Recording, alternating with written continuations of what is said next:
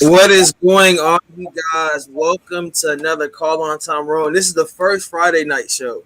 So, this is what I told you we was gonna do game previews and stuff tonight. I got two of the ABC show, the ABC game tomorrow night. Auburn versus Penn State. I have Will from College of Magnolia. If you know guys know Will, if you watch the Sharif Cooper and Jalen Johnson show, we did the Hawks draft, and then Morgan from the Basic Blues podcast. He is the resident. I guess I'll call him my resident Penn State guy. So I'm gonna let you guys go ahead and describe the teams. You know I'm a Georgia fan, so I know a little bit about Auburn and Bo Nix and those guys over there. But for you, I guess I'll let Morgan go first because I don't know a lot about your team. So for you, what should we expect from that Penn State team tomorrow? Yeah, to be honest with you, like what I saw from the first couple of games this year, I really think the defense is the strength of this team. I think the front seven is really a lot stronger than people thought going into this year. I thought the defensive line, before the season started, that was a pretty big area of concern. And getting a transfer like Arnold Ebiketie from Temple, he was a huge addition to the defense. Literally the first play on defense against Wisconsin, he had a tackle for loss. He had the block field goal. It kind of went crazy that first game. And really showed that he belonged in the Big Ten and can play with the Big Ten.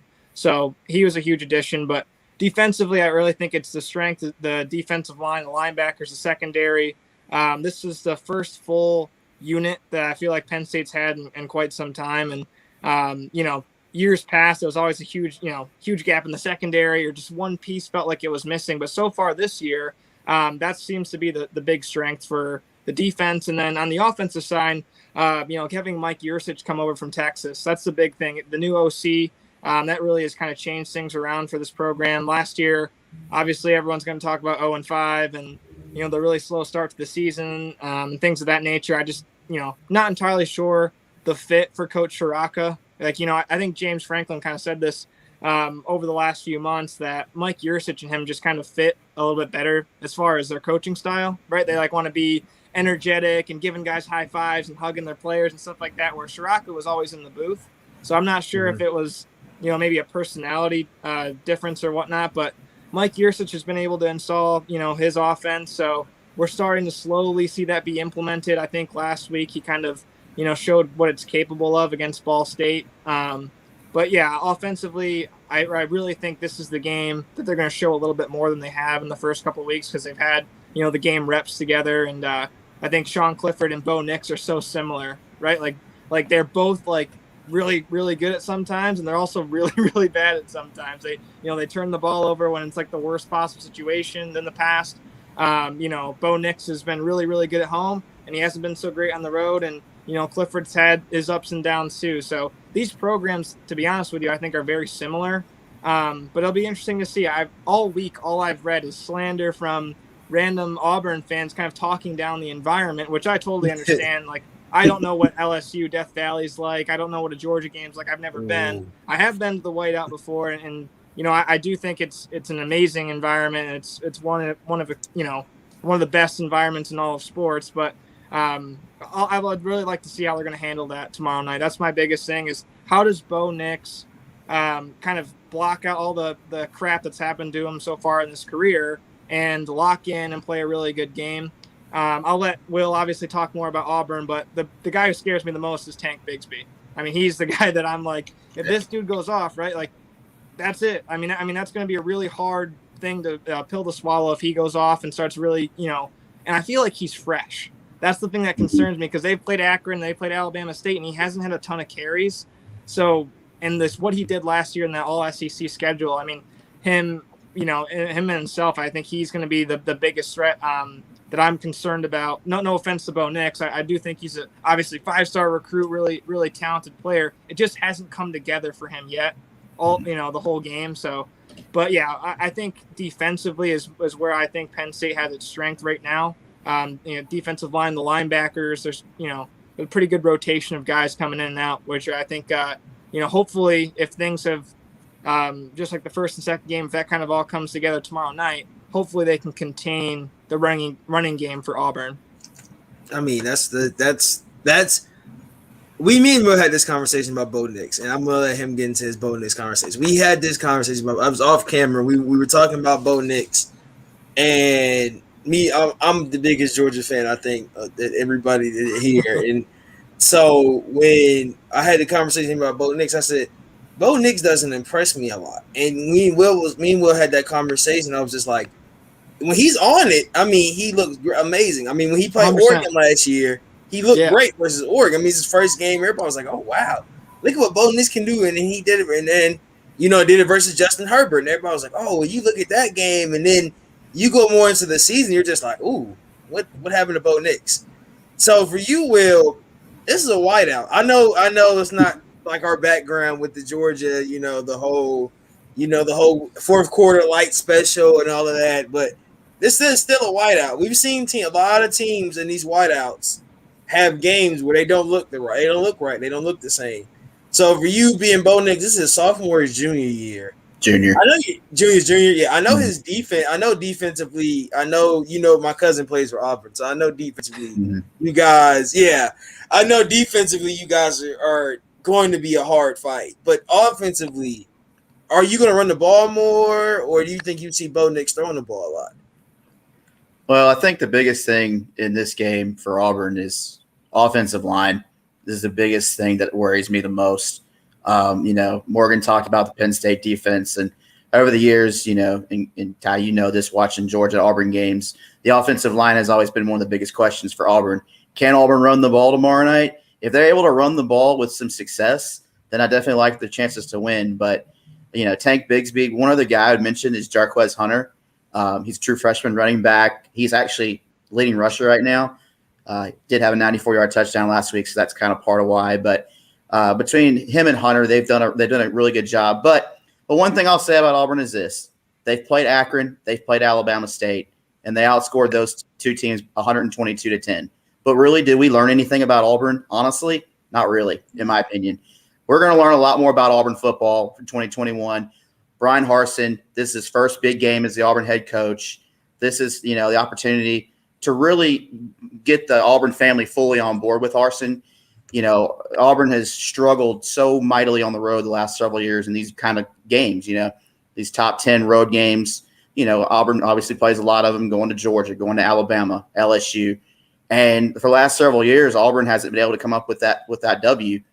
And can Auburn, block out the noise of the whiteout? Yeah, it's going to be a whiteout. There's going to be a lot of Auburn fans. A lot of Auburn fans made the trip, so it's not going to be a complete whiteout. But for me, the biggest question is can Bo Nix make the plays he needs to make to get a significant signature win on the road? That's, to me, the biggest question. Defensively, that's more, I guess, the strength of the team. But it's going to get tested tomorrow night, especially the secondary. Penn State has great wide receivers, and with the air raid offense that they've implemented, this will be a great opportunity, a big showcase game for Roger McCreary and Nehemiah Pritchett, both the corners, to go up against the Penn State wide receivers. Auburn's done a good job of not giving up the deep ball. They're one of the 11 teams in the country that hasn't given up a 30-yard pass play yet this year. Granted, that's part of the competition that they've played, but can Auburn keep everything in front of them and not give up the big play? And if they can take Penn State out of the game early, I think that's a huge, huge thing. If Penn State can stay in the game early and the crowd stays in it for 4 quarters, it's going to be hard for Auburn to win this game. But, like I said earlier, it's a big signature game for Brian Harsin. It's a big statement game opportunity for Auburn. And, we're going to see what Auburn's made of tomorrow night.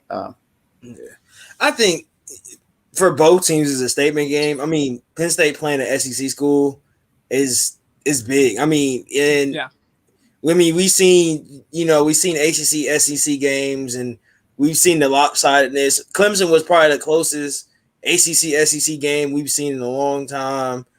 And, you get Penn State. I mean, this is you're number 10 right now. This is the highest you guys been. I mean, I can remember in a very long time. And you're playing, the rest of this year, you guys have a chance to make this, the Big Ten championship. Because Ohio State didn't look that well. Ohio State didn't look that good this year. Yeah, and it's always hard then. It's always even though they lost early. It stinks for Penn State because they play them later in the season, right? So I know they're gonna figure it out. They have too talented of an offensive their offensive line for one. The quarterback that they have, he's going to figure it out. He already has, like, even the Oregon game, he had almost 500 yards passing. He didn't really do anything too terribly wrong besides that late pick. But even then, he's definitely going to figure it out, especially in October. It's so hard to count out, Ohio State whenever. The biggest games what Penn State's had when they're able to actually, play on even level with Ohio State is really the whiteout. It's really given that advantage where it's like, holy crap, we're really in this game. And then they've had a couple of games at Columbus where they're, they played them tight. But, I think if they're going to get them, I think this is the year they could, just because of the inconsistency at quarterback that potentially could be there. And they have some severe injuries on defense. And that defense just does not look up to snub. The national championship game last year, right? Devontae Smith went bonkers, as we all know. It's like almost from that game, no adjustments have been made, even though they've had some departures. It's the same damn defense it's the same defense that we saw, in the national championship game that's given up these massive plays. And it's like, what are they doing? Why aren't they making any adjustments to that? Like, playing man-to-man on some of those situations against Devontae Smith. You got a backer on Devontae Smith. It blows my mind. So, we'll see what they can do on the defense side. I'm sure they'll clean things up when they got like Tulsa this week and they play Akron coming up. So I'm sure that they'll, kind of get back into their groove of things. But the other game for Penn State that sticks out to me, to be honest with you, is October 8th. They have to go to Iowa.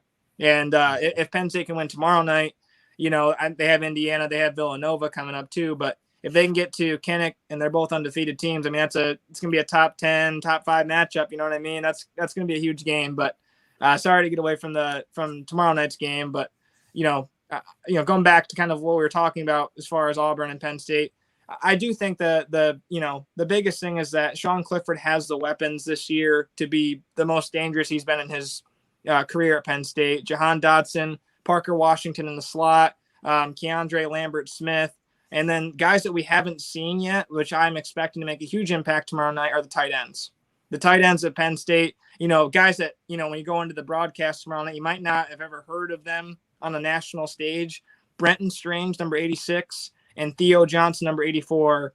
They're two of the best in the country, and I mean that wholeheartedly because they're very athletic guys. They can block. They have all the receiving skill of a receiver, but they play tight end. So I'm interested to see how Mike Yurcich can mix in some of those guys, since they haven't got the touches that really they probably should have had at this point in the season. But I think tomorrow night would be a perfect time to open up that weapon, as see if the linebackers for Auburn or the safeties from Auburn can kind of match up with those tight ends. Yeah. Well, Auburn, tight end. I know safety wise, Auburn. Of course, you have Smoke. Then you have. What a name! Smoke, that's my cousin. Smoke is my cousin. So that's really? why. Yeah, that's why I say Damn. Auburn has a little the smallest slither of love in my heart. They don't get it week wise, but yeah, Smoke is probably might be one of the best safeties this year coming out. If he comes out, I think he will be probably one of the best safeties all around. And then I can't think of your other safety's name, but. That secondary has been. I think this is their second year. Is it their first or second year together? Their Will. This is their. I know Smoke. This is Smoke's 4th year. I know you guys lost a couple. Then you guys. I'm blanking right now on who all's been there. I know Jamel Dean, Carlton Davis. Those are corners. Yeah. Those guys are on the Bucks now. Sherwood. Yeah. Sherwood's with the Jets. So there's and that's the biggest thing. It's like that group really hasn't been tested yet to the level that Penn State's going to bring. And Morgan brings up a great point about the tight ends. There's so many great tight ends that's come out of Penn State. But they haven't really put the numbers up yet. But I think that's one of the biggest concerns for Auburn tomorrow night too is protecting against the tight ends. Do you guys know you guys as captains yet, or do you guys all have because I know Georgia we changed our captains. Do you guys have the same captains or? So at Auburn, there's two full-time captains, and then there's like 2 honorary captains. Okay, I believe it's Bo Nix and then Owen Papo on defense, and then it's like 2 different guys every week are honorary captains. But Nix and Papo are the 2 captains Okay, yeah, because I see Jacoby McClain. McMillan, and then John Samuel Shinker are Yep. your two. Yeah, Tight end. two this week. Yeah, those are your two this week. So for Penn State, do you guys have the same, or is it like a? Because I know Georgia, we switch ours up a lot. Yeah, they keep it. They kind of announced it early on. There's like 5 of them. Sean Clifford's a captain. Mm-hmm. Jaquan Brisker at safety is a captain. Rasheed Walker, left tackle, is a captain. James Sutherland, who kind of plays Sam linebacker and some safety, is a captain. And Jordan Stout, who's the punter, kicker, kickoff guy, he's also he's a captain. So Auburn's all. It's kind of funny the kick six. It's like kind of what their signature move is, I guess, when you start looking at highlights. And last week they had the kick six against Alabama State. That's, to be honest with you, that's kind of one of those things. If you want to quiet the whiteout, you make one of those plays. You block a punt on, or you block a field goal and you make a play like that. That's going to, completely shut down the crowd. So that's one of those things where you think about special teams and how much success Auburn's had. That's not luck, that's success. On the special teams department, that's one of the areas that definitely concerns me a little bit. Penn State's kicker, Jordan Stout, he does everything. He doesn't just kick field goals. He kicks extra points, field goals. He does kickoff, and he punts. So, I mean, you think about how many times you're on the field and you're kicking. In the Wisconsin game, he ended up missing an extra point and a field goal. And last week, he also missed 1 field goal. So he's definitely capable of – he won the job, right? So he's capable of doing all those things, and the coaching staff believes in him. But it's just the slight inconsistency there that obviously, worries me a little bit in that department going into tomorrow night. So how is Auburn on the special teams department looking so far? I would say Auburn probably has the advantage in the special teams tomorrow night. Yeah. And I say that now, and hopefully I don't regret this in 24 hours. But Anders Carlson, the little brother of Daniel Carlson, now kicking for the Raiders. Kind of that legacy has kind of lived on. We've had Carlson's kicking for the last 7-8 years. But I have a lot of faith in Anders Carlson. The punting game, we'll see. It's hit or miss. There's times when we get if we get a 40-yard punt, I'm happy. So punting, I'm a little worried about. But like you said, if Auburn can block a punt, block a kick, and they've done well at that in the last few years. I think one of the things that we haven't mentioned is the red zone.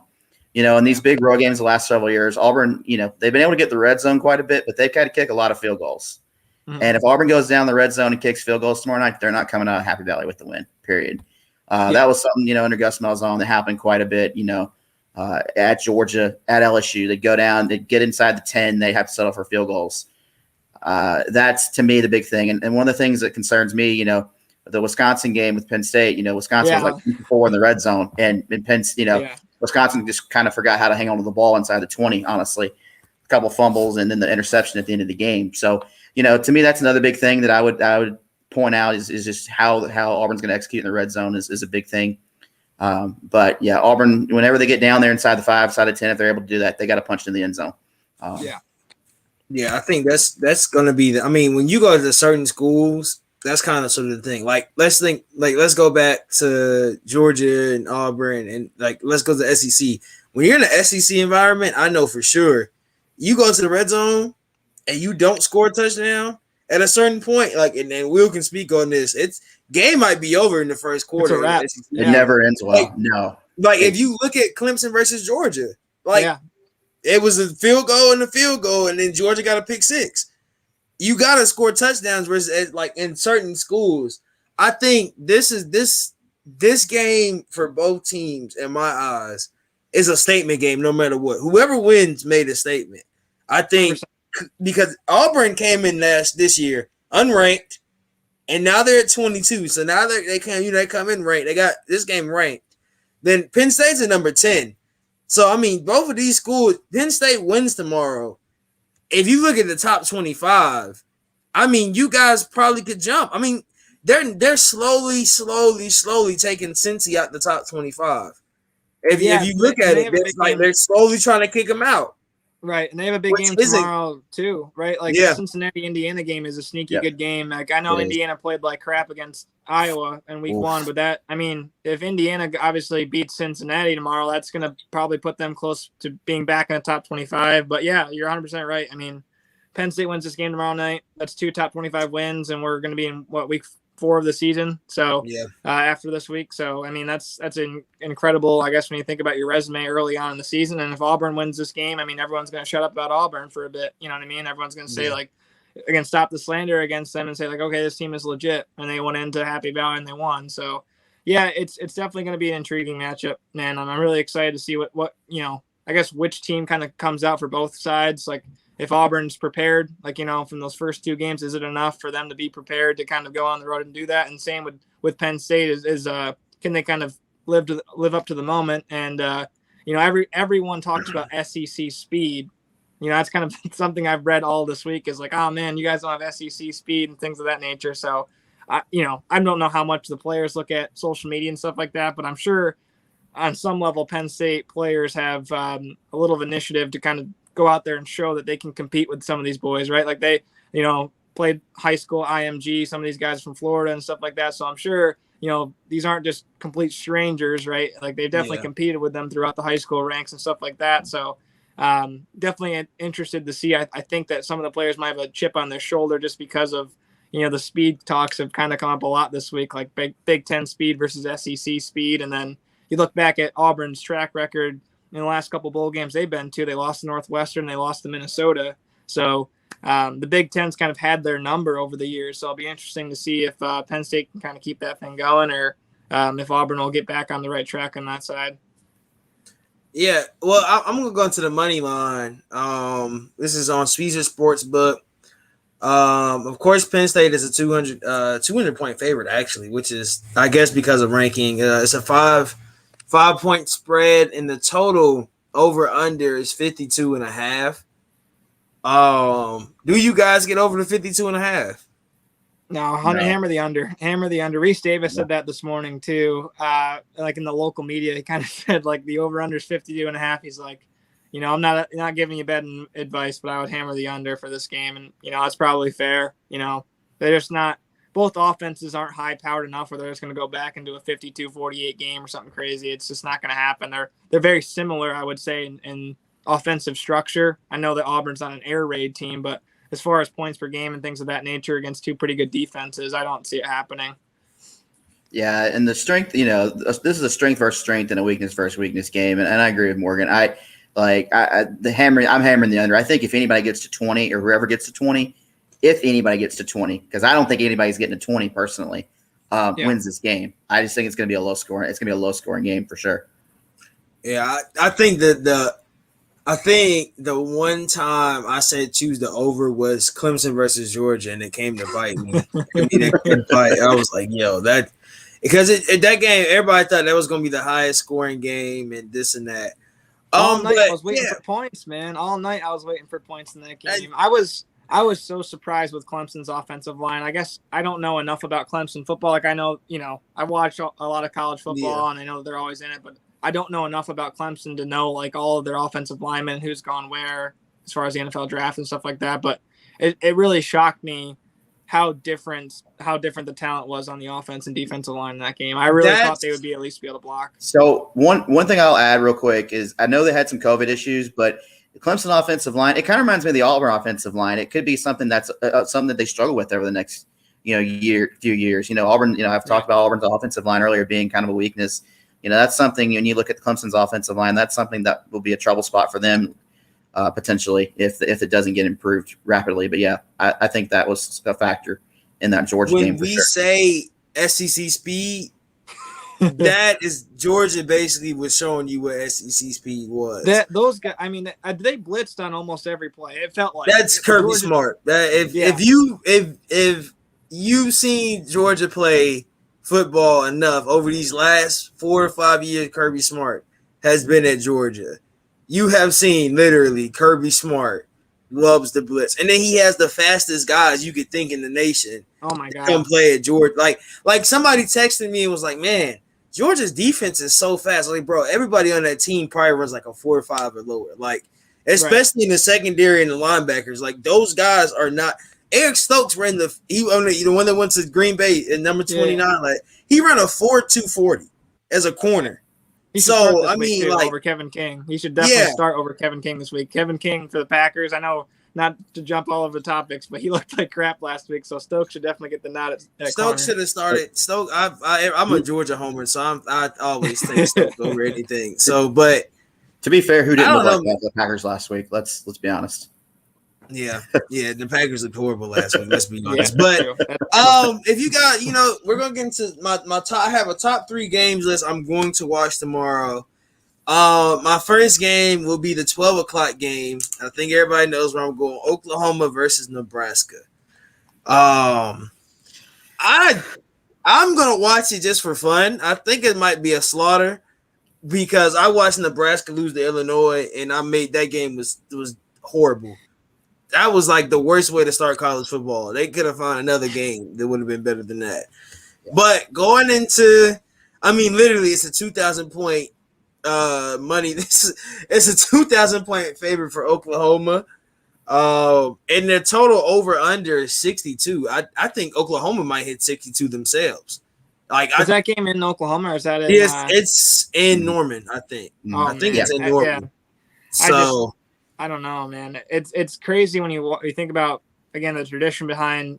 I think that's my favorite thing about college football is the tradition of the schools and stuff. And you think about Nebraska, it's just like the fan base on some level is slightly delusional that they think that they're always, just like Texas in some level, they're back. Oh man, this is the year we're back. Tennessee. It just kind of seems like they're always Tennessee. Yeah, that's Tennessee. That's Tennessee in the SEC. Tennessee, every year. It's right. like we're back, and then Joe Milton their team last week in general losing the Pitt and just not looking up to par. But yeah, Nebraska just has not improved at all over the last couple of years, and obviously Oklahoma's probably going to be in the college football playoff if things go their way and they don't blow any of these games. I would imagine if they run the table and win the Big 12, they're probably in. So yeah, that's a tall order to go in there, and somehow. You think about their offensive firepower for Nebraska, they just don't have enough, weapons on that offense. Their best receiver is an FCS transfer from Montana, and he hasn't really had a breakout start to his season yet either. So they got a whole lot of problems up there. I think if they get embarrassed tomorrow, man, like Scott Frost is really going to be feeling the heat, if he's not already. It's time for Scott Frost to get fired. I think so too. I hate that they hold on to these guys with the tradition and like, oh man, like think about what he did for us 20 years ago. And it's just, I don't know. Well, there's two thought processes on it. Like I know a lot of people think of it like, man, back in the old days, they used to give him so much more time. He just doesn't have enough time yet. But I hate some of the answers that these coaches give in their post-game press conferences. Like after that first game, he was like, man, it's like watching the same movie over and over again. It's like, you're the damn coach. What do you mean watching the same movie? Like you got to do something different than if it's the same movie every. Look at Iowa State. It's even though they keep losing to Iowa. Look at the team they built at Iowa State over these last culture, couple years. right? And everything at Iowa State has turned better. Iowa State was a laughing stock. Iowa State was it was a 9-10 game or 10-11 game last week between Iowa and Iowa State. Let's be honest. Iowa State these last couple of years have been bigger and they've gotten closer and closer. Like if you're Scott Frost, you've been there you've gotten there the same time I think Dan Mullen got to Florida. Dan Mullen's been to the SEC championship, even though he's had to deal with Kirby. He still had some success. He still has some success. He beat the mess out of Kirby last year, even though we didn't have a quarterback. I won't make excuses. He still beat Georgia last year. He still got to Alabama in the SEC championship. It looked like a blowout. Then they started coming back. So my thing is, like, if you're Scott Frost, you haven't shown me anything to be like, you need to be my coach for the next 5 years. Like, it hasn't been that way. And I hate for Nebraska fans to feel that way so much because it's like, what do you do? Like, you can't turn anybody and be like, we need to fire him because I guess he has so much history there. You're just like, oh, well, he can make this print. Like this is the year where this is your fifth. I think this is 5th year. These are all your recruits. Literally, this is your first year with all your recruits after your first class. Right. Yeah. It's amazing. It's amazing to me because everybody. Scott Frost got hired from UCF. Everybody was gun ho. This is a home run hire. And I think this is fourth. This is 4th year, so he's pretty much. It's pretty much the full recruiting cycle. But recruiting to Nebraska isn't what it used to be. Some days I wonder, it's like, man, should they have left the Big 12 to go to the Big 10? Honestly, that may have been the worst thing that they could have done. I understand why they did it, But, and kind of going back to a couple things you guys were talking about earlier, I was at the Pitt-Tennessee game last Saturday, and Tennessee is one of the most undisciplined.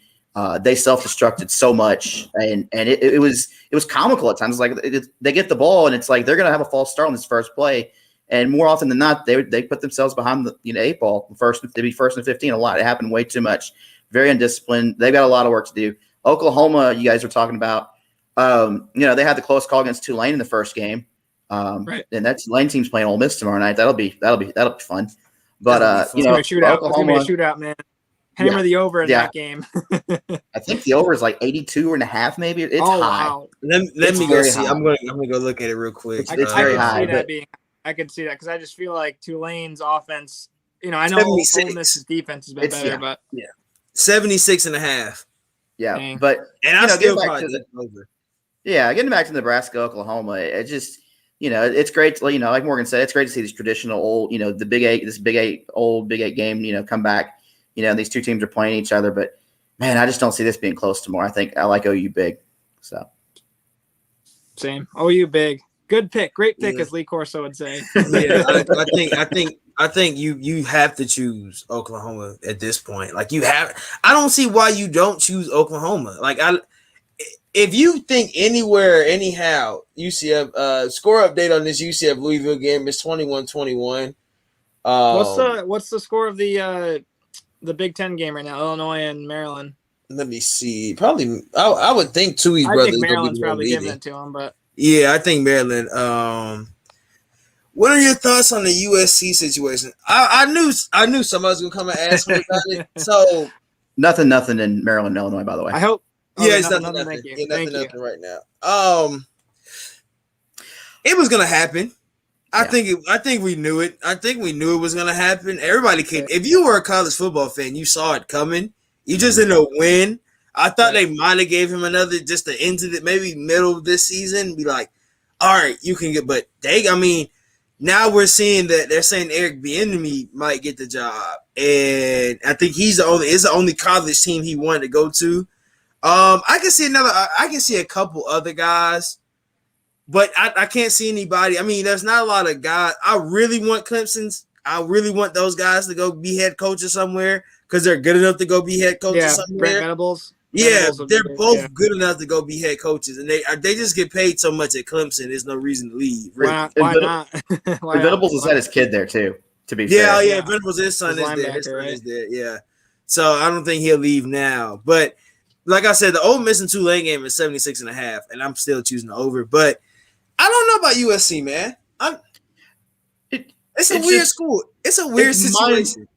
It's mind-boggling that you would fire him after 2 games. Like if you knew you were going to get rid of him at some point, and they lose. The Stanford game Saturday night was bad. It was really bad. That was really bad. But to fire him after 2 games, like if you were going to do that, you should have just fired him after last year. You should have just done what Auburn did. Right. Why wait? It just seems like such a gut punch for the players. Now you got to do this whole interim coach thing. Yeah, I don't know. I definitely don't think all the James Franklin USC stuff, that's all bogus. That's not happening. I do not think that's going to happen. And the reason why I don't think he's publicly announcing that he wants to, shut it down completely is because he wants to get better facilities. He wants the Penn State donors to open up their pockets and let's upgrade the weight room. You know what I mean? Like I want you to know like that other people are interested in me, but the stuff he's building at Penn State, it's too big, right? Like they have the number 1 recruiting class next year. From after he wasn't a coach immediately after the whole. Bill O'Brien was in there for a bit, so he was kind of there during the sanctions. But still, from when he took the program over, they won a Big Ten championship, and they've had they've won. Penn State's had a good run with him. I don't see why he would leave, and that's the same thing when people talk about Kirby. In my eyes, I'm just like, we won the SEC championship with Kirby, and we should have won the championship.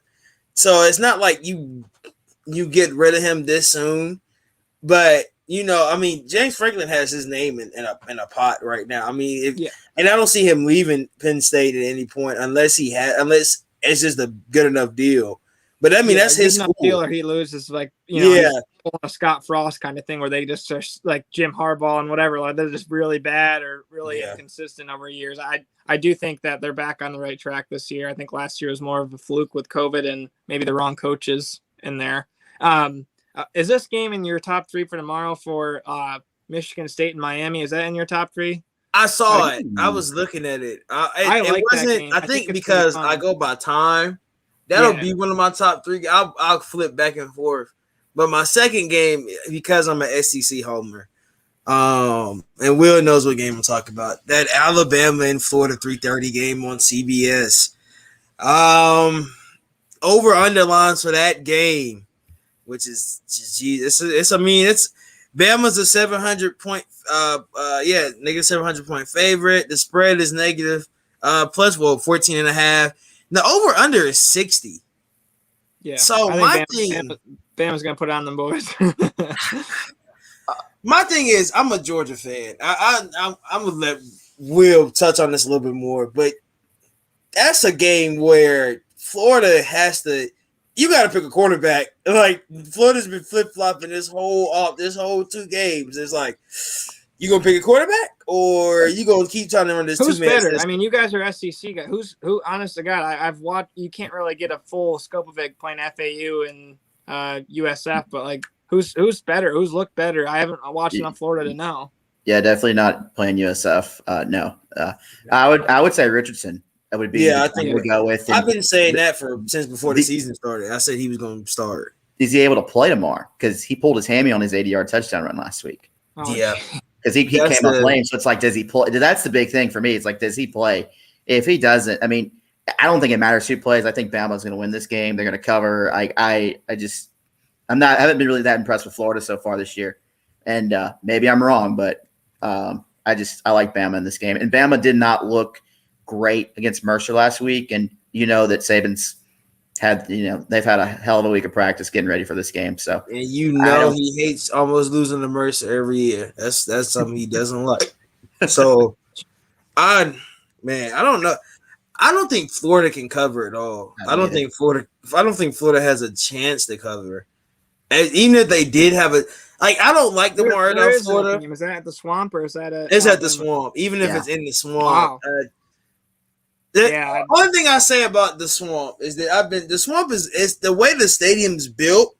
It's built to be loud. I mean, like it's built like a bowl, like, and it's literally like when you scream, it's like an echo, and you're in like it's wild. So just to give you a perspective, Morgan, like there's a lot of Auburn fans that went to Gainesville in 2019, and that was Bo Nix's freshman year, and they say that's one of the loudest stadiums they've ever been to. Wow. So that was one of the loudest environments they had ever been in. So, and that was the game that Auburn could have won. The Bo Nix, had some freshman mistakes in that game, but not to get back to the Auburn game, but yeah, it's a tough place to play, especially when it's full. And I know it'll be loud and they'll be ready to go. But man, you got to see Bryce Young with some competition. Let's be honest. Yeah, Bryce Young played Miami, and then he played Mercer last week. This is his first real competition game, especially on the road. Finally on the road and like that in that hostile crowd environment. He just haven't had the chance to deal with that yet. So this is kind of how is he going to react to the noise kind of thing with a full stadium, and how does he react if they're down early? How what I mean? How do you fight that off and kind of keep sticking to your game plan? He's looked really, really good. Like that Miami game. I know it's Miami, but he looked really freaking good. He looked good. I know he looked really good. Like a Heisman winner, to be honest with you. Yeah. Yeah, and Penn State, and we already did our Penn State versus Auburn talk. That's my big 3 tomorrow. But going into some other games, I'm really interested in. Dude, Michigan State and Miami is going to be. I'm looking at that game. Michigan State's Purdue at Notre Dame completely flipped it. They've completely flipped it from last year. Like Michigan State looked with Mel Tucker for the first year. They looked really bad. You know what I mean? They didn't have the right quarterback. I think that was part of it. They beat Michigan and that was a wrap. So, but Michigan State. Where did Mel Tucker come from? I just want Colorado. Colorado via Georgia. Sorry. Via Georgia. I think. For that game, I'm interested to see how Sparty plays down South Florida. It's a noon kick down there with the cramping and the heat. I'll go look at weather. You can't simulate that. Yeah, you can't. That's a great point. Like how conditioned are these guys for the fourth quarter tomorrow? If it's close, that's the thing, right? So Miami weather tomorrow. I'll look at the weather for tomorrow. Actually, it might rain. That's That's MSU though. If that favors MSU because their running game is elite right now. Yeah, Kenneth tomorrow Walker, at 12. Yeah, I think it's gonna rain. Yeah, Walker, the transfer from Wake Forest, that first game that they played, man, he went. What was that the first carry he had in MSU uniform? He goes for 75, and he just kept on hammering Northwestern. He had like 3 touchdowns that night, man. I watched that game, and I'm just watching it like Northwestern was supposedly one of the better teams in the Big Ten, and I'm just watching Michigan State run through them. Like I'm just like, yeah, this team, that defense looked good. I mean, everything about Michigan State this year looks like they're going to be a bowl team. They're not going to be maybe like a big bowl team, but they'll make a bowl. They might make a belt bowl or something. I think they're going to upset someone. I think they can upset someone in the big. They can. They really can because going on the road and making an upset at some point this year. They play Michigan. Look, they play Michigan at home. They play Maryland at home. They have to go to Ohio State. And I'll be honest, they play Penn State at home. They play you guys at home. Yeah. So I think they can upset Michigan, really and truly. I think so too. I think this is a year where they upset Michigan. They got to beat them last year, which was cool, and that was at Michigan. I know it was no fans and whatnot, but if they beat them at MSU this year, they might storm the crowd. I really think so. Yeah, Michigan didn't impress me last week when they played. I know it was Washington, but they didn't really impress me at all. There wasn't a lot to be impressed about. Their backup quarterback in Michigan impressed me more than JJ. Yeah. JJ is. I saw JJ had one big throw, and it was versus Western Michigan. And I know it's Western Michigan, but he was on the outside of the 40 and threw it halfway across his body and threw it to the outside of the numbers. And I was like, yeah, he's gonna be special. Now, I mean, you have to. I don't know if this is going to be Harbaugh's last year. I don't know if Harbaugh decides he might. I mean, he did the interview last week on College Game Day saying, no, I didn't want to go and coach in the NFL or any of that. Dude, USC, you go out there, it's warmer, He was he the one in the 49ers? So he was already, he knows. So, you're already in the California area. You got a little bit of clout, so it's gonna take some time for him to develop. I don't understand how Michigan doesn't have a better team recruiting wise. I don't know who they don't recruit. Really, does he leave his alma mater though to go USC? Yeah, no, I think he'd have to get relieved. I think he get killed. He get killed literally. Like I think his whole it'd be people like you really left the school and this and that. Like it's like a Scott Frost thing, with Harbaugh at Michigan, he's the guy that, he comes home and tries to resurrect the program, he's having a little better success than Frost, but still, I just throw that comparison out there. I'm sorry. Nebraska they should have won. I really think Nebraska should have won after Dan Mullen because Dan Mullen is a great recruiter. You should have went after somebody that can recruit. Scott Frost was an okay recruiter. Not bad. Bo Pelino was not a bad coach. No, you need somebody to recruit. I think that's the only thing wrong with USC is that Nebraska is that they can't recruit. Right, but if you can't right now, it's transfer portal. Then you have to be able to use the transfer portal. If you can't recruit, then find guys that can play. Like Penn State used the transfer portal so far this year to completely in their favor. They found the missing pieces they needed. They plugged and played. And if there's guys that are freshmen that need a year to develop, great, they got them now for the cover for this year. Like there's no excuse. No matter how good or bad of a recruiter you are, you got to use the transfer portal if it's at the FCS level, if it's, other smaller schools in the Mountain West or whatever it might be, you got to use the portal to find guys that can play. You know what I mean? If you don't have the guys in the class, fill in the gaps with the portal. There's no real excuse at this point to, have these inconsistent teams year after year. I mean, UGA this year, we knew we were going to have a young secondary. First thing we go do in the transfer portal is go get Tyke Smith from West Virginia. I mean, I thought Penn State was going to land him. To be honest with you, I really did. When he put out the post that he was in Athens for his recruiting trip. Yeah, I was like, I think he got so much love from the fans. Like, I mean, I'm sure we blew, and that's the one thing I will say about the recruits that come to Georgia.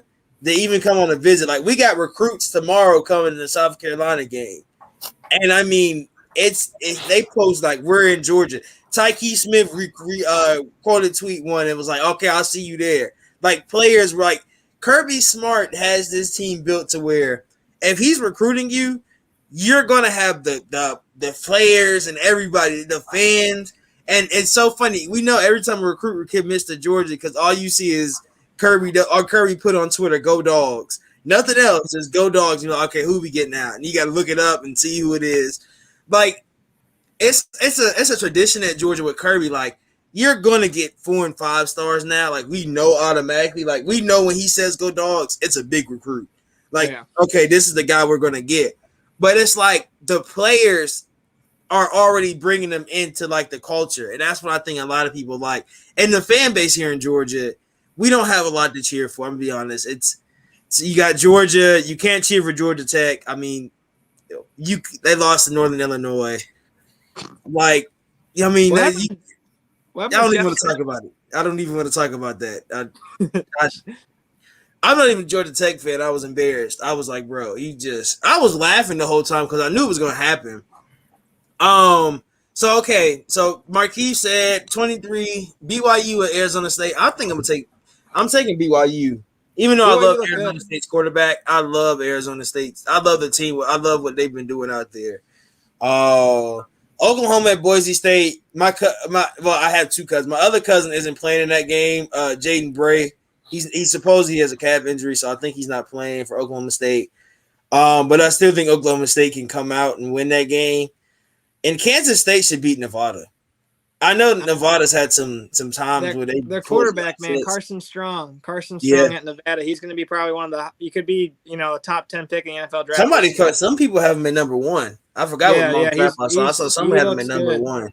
Yeah, I think the only one I would disagree with you right now is that I think Boise State will win at home. It's hard to win on the blue turf, man. Yeah, it's hard to win the blue turf. Love the fact Gundy's taking his team out there though. That's awesome. Yeah, holy crap. That's a big game for Boise State. That's really a huge game for Boise State. Yeah. That gives you a lot. So I had this question. This is going to be a good lead in because I'm going to ask you guys this. Big 12 expansion. We get, who was it? It's UCF, BYU, and then who was the other team? Was it Memphis? Houston. Cincinnati. Yeah. And Cincinnati. Yep. So those 4 teams come in. We know the SEC is getting Oklahoma, and we're getting Texas, and we saw Texas lose to Arkansas, which is still hook'ems down. So what is a team like? Say a team like Boise State wants to leave their small conference and go to a bigger conference. Do they go Pac-12 or do they go Big 12? I'd say Big 12. I just don't think the Pac-12 will take them. I don't think the Pac-12 will take them. Yeah, they're trending down. Definitely. Yeah. Pac-12 is trending way down. It's hard. It's hard because like every year when there's an undefeated team or a one-loss team in the Pac-12, they pretty much always get left off of the college football playoff. Like I always think about it from that perspective. If you want to make the college football playoff, I know they're trying to expand it and whatnot. I think the Big 12's probably got a better chance, even with Texas and Oklahoma leaving. If you go to that conference, at least you're playing, top 25 teams, Cincinnati, UCF. They're always going to be kind of ranked, and all the other guys, Iowa State, and the teams are going to stay in that conference if they do.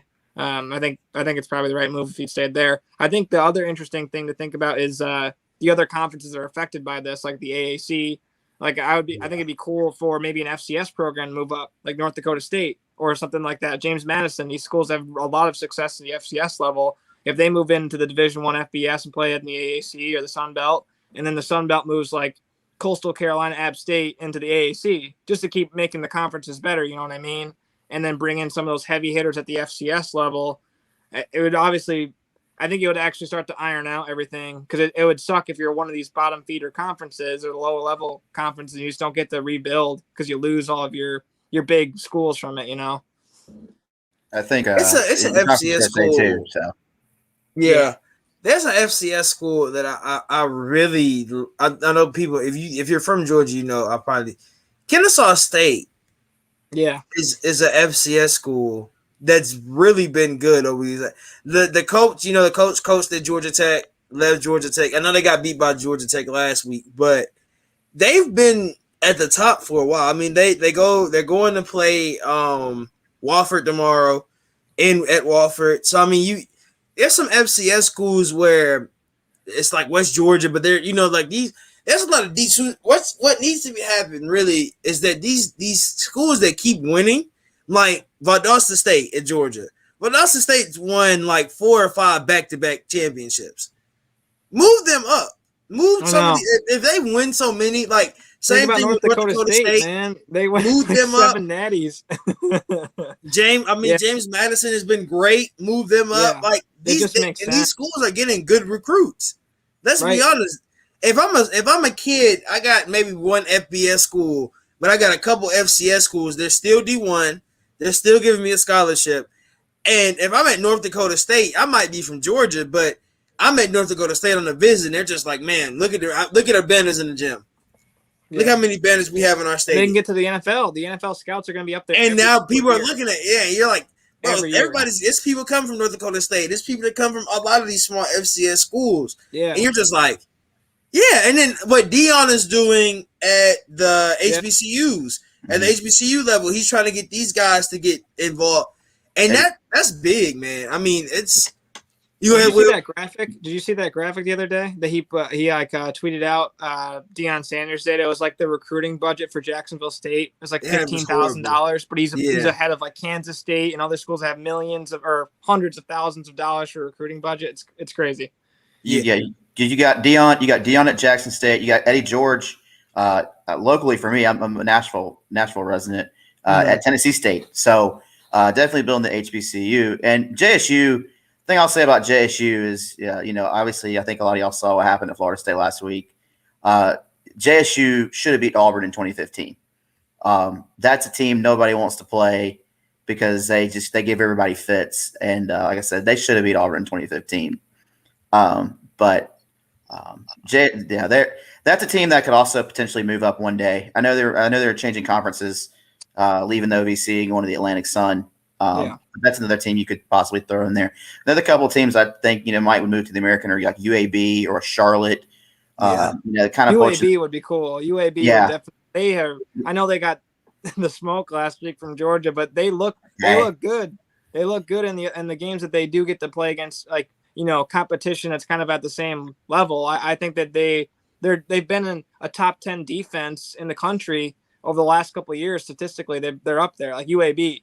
They're not slouches by any means. And it's cool thinking about how their program was taken away from them and then how much heart and soul is in that program now, when football's back. It's cool. And they have a brand new stadium they're fixing to open up here in a couple weeks. Yeah. So they're finally out of the gray ghost known as Legion Field. So a lot of momentum there. So definitely. Get into that Miami game that we were talking about. It's gonna be 86, but the real field is 98. That's a kickoff. That's a 12. Yeah. Good luck. Yeah, that's a crit. You can't prepare for it until you're there, man. You can't practice in it, and even if they're down there practicing, it's not. The Miami players are used to it all the time. Yeah, these guys you are get not. that. So That's what I say about certain schools. Is just like when you come to like Mississippi State when you get Mississippi State in September, not when you get Mississippi State in like December. When you get them in September and it's still hot outside, and the turf field is hot, like. One of my friends went to Mississippi State. He's like, bro, my cleats started melting during the summer training. Like the humidity and stuff. And that's why it's so weird when we get when we had it was okay when Auburn and Oregon played because mind you, you're in a confined state. If it would have been an outside game, I don't think Oregon would have had that much more of a chance. Because that was like a climate controlled stadium. You're in probably the nicest stadium in the South. If you're at Auburn, at Jordan-Hare Stadium on September 4th, when it's almost 90 degrees outside, like at 7:00, it's still 90 degrees outside. You're not going to win that game a lot. Really and truly. Surprisingly, it wasn't 90 degrees at September 4th this year in Auburn. Yeah, what was it? Your point. It was like mid 80s. It was very comfortable. It was not very humid or anything like that because I was down there for the opener and it was a very comfortable Labor Day weekend. But yeah, definitely to your point. Yeah, if Boise State wants to lead the Mountain West right now, the best choice for them is the AAC. Because the Pac-12 probably won't add any more than 12 teams right now. Yeah, I mean, it's just weird with these. Like, I like the regional stuff because if I'm in the AAC and I got to fly to Boise every year, it's like Why? Like it just feels. This is gonna feel really awkward. You've got to add another West Coast team if you do that. Yeah, you have to. So it's And- at least fair. And the other thing, like about 10 years ago, Boise State was going to go to the Big East. TCU was too. And then, the Big East ended up breaking up. But, yeah, like a San Diego State would be probably an option. The AAC, yeah, I could see that possibly being an option. But San Diego State would be cool. I think San Diego State needs. And they're getting a new stadium too. So yeah. Looking at it's some not a lot of FCS school. Of course, App State. Everybody knows App State. Would definitely be one. App State and Coastal. Yeah, they're in Coastal. Yeah, they are. Yeah, so those are the small schools that are running it right now. And I think I thought it was cool that game last Friday night, Kansas at Coastal. Like I know Kansas football is still obviously not there yet, but the transfer they got, Beam from North Texas, he looks like he's kind of like some glimmer of hope for Kansas football. He's really really fast and definitely has a better arm than any quarterback prospect they probably had in the last couple of years. So I think when you watch Coastal Carolina run that option, man, like there's just not many teams that are going to be able to scheme up against that defensively. Yeah. It's such a hard thing to stop. And Grayson McCall is another guy who's probably going to be a good, NFL prospect in the next year or so. Yeah. So I'm going to get into you guys' schedule for the rest of the year. So Auburn, I'll go Auburn first. Georgia State, you play Georgia State next after you play Penn State, which if you win or lose, that's going to be a blowout. Recovery game. Yeah, basically that's a recovery game. It's homecoming though, so we'll see. Wow. Yeah. But we're going to need this because, mind you, your bye week doesn't come till, which you guys planned this.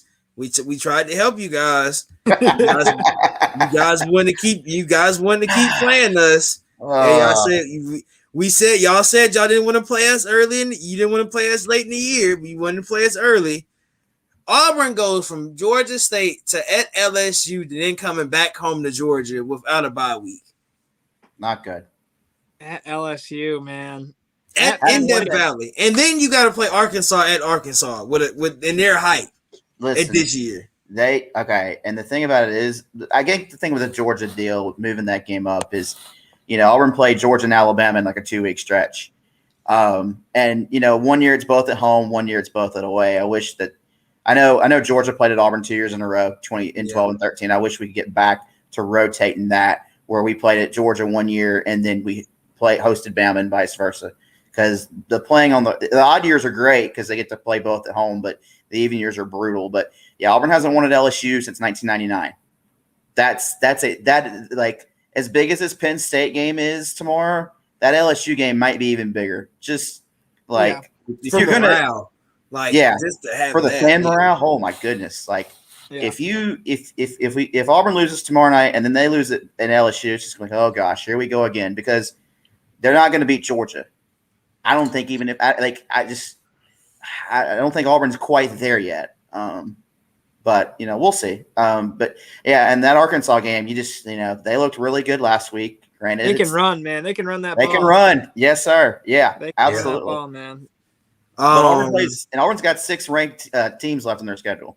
Like, the fun and games are over. The exhibition, preseason, whatever. Like, you got 10 games left, and there's six ranked opponents. So, it's but it's life in the SEC. And it was so funny because Georgia fans even said, "Why would you move that game when you know it's SEC football?" Like, I understand the whole week span. Like, you go Georgia, mind you, 2017, you guys did it. You that's what I thought Gus saved Gus Malzahn's job. Oh, it did. It did for the next for at least 2-3 years. It was like, well, at least he beat both of them in a week. And it was like, this is – and I really think that was the year Alabama wasn't full. I don't think they won the championship that year. They did win the championship that year. No, Bama won that year. Yeah, Bama they did win that year. Yeah, we could talk another hour about that whole 17 Gus spiel, getting the extension. And that was – I'm not I don't want to go there tonight. It's too painful.